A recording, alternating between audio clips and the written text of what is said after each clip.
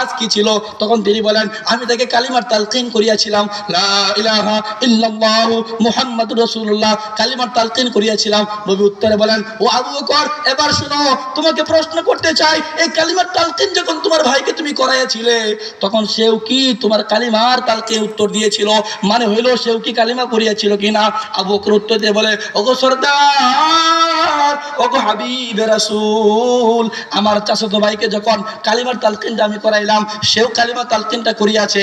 নবী আমার বলেন, লা তাহজান ইয়া আবু বকর, হে আবু বকর, চিন্তার কিছু কারণ নাই, চিন্তার কিছু কারণ নাই, মন খারাপ করার কিছু কারণ নাই। তোমার ব্যতীত মন আমি সংশোধন করিয়া দিব, ব্যতীত মন আল্লাহ সংশোধন করিয়া দিবেন, খুশিতে ভরপুর করিয়া দিবেন। আবু বকর জিজ্ঞাসা করলেন, আল্লাহ কি এমন পুরস্কার দিবেন? আল্লাহ কি এমন খুশির কাজ কারবার রাখছেন? নবী আমার বলেন, যে কোনো বান্দা, যে কোনো বান্দি ক্বালা লা ইলাহা ইল্লাল্লাহ ওয়াজাবাত লাহুল জান্নাহ, নবী আমার বলেন, মৃত্যুর পূর্ব মুহূর্তেও যদি ঈমান সহকারে কালিমা নিয়া কবরে আসতে পারে, আল্লাহ তার ঠিকানা জান্নাত ঘোষণা করেন।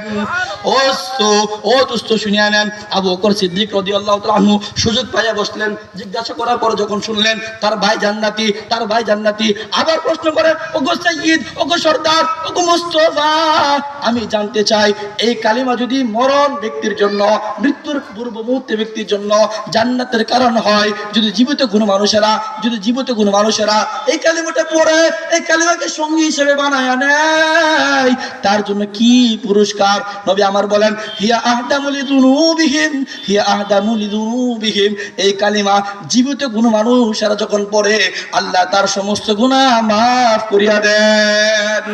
ও দোস্ত, কালিমা আমার সাথে, কালিমা আমার জবানে, কালিমা আমার দেহে, কালিমা আমার পোশাকে, এই কালিমার এত শান, এত দাম, এত শান, এত দাম, মিজানে ফুলসিরাতে কালিমার পাল্লা যদি ওজন করা হয়, ও দোস্ত, হাদিসে বলা হয়েছে, এটা এমন একটা দামি কালিমা, এটা এমন একটা দামি কালিমা, এটা এমন একটা দামি বাক্য, এটা দামি একটা এমন একটা আলফাজ।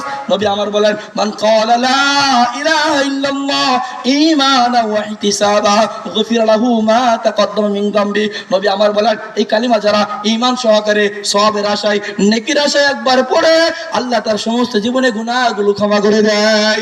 ও দোস্ত, তাই নয়, এটা এমন একটা দামি কালিমা, এটা এমন একটা দামি কালিমা, এটা এমন একটা দামি আলফাজ, এই কালিমা যারা সঠিকভাবে দুনিয়াতে অনুসরণ করবে, নবী আমার বলেন, আসমান থেকে জমিন পর্যন্ত, আসমান থেকে জমিন পর্যন্ত, জমিন থেকে না আসমান পর্যন্ত যত মাঝখানা ফাঁকা জায়গা আছে, এই কালিমার সওয়াব দ্বারা আল্লাহ পরিপূর্ণ করিয়া দিবে।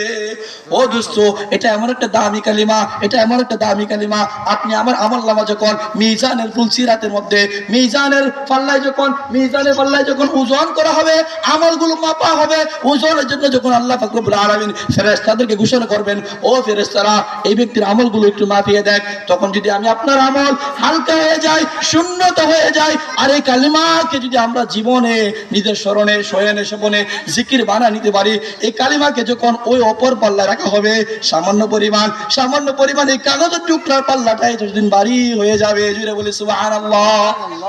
এই অত্যন্ত একটা দামি কালিমা, এই কালিমা ওয়ালা জিন্দেগি আল্লাহ আমাকে দান করছেন, আপনাকে দান করছেন, কোনো হিন্দুকে দান করে নাই, খ্রিস্টানকে দান করে নাই, ইহুদিকে দান করেন নাই। ওই কালিমা পেয়ে আমরা খুশি না বেজার? আরো জোরে বলি, খুশি না বেজার? ও এলাকার মা বোনেরা, আপনারা যারা মাইকের আওয়াজ ঘরে বসে শুনতেছেন, একটা আবদার থাকবে, নামাজটা ঠিক মতো করবেন, নামাজটা ঠিক মতো আদায় করবেন, সত্যর পথে থাকবেন, কোনো গোয়েন্দাগিরিতে লিপ্ত হইবেন না, আপনাদেরকে সাংঘাতিক হইতে হবে না, আপনারা আল্লাহর বান্দি হন, আল্লাহর নেককার আবেদা হন, সালেহ হন,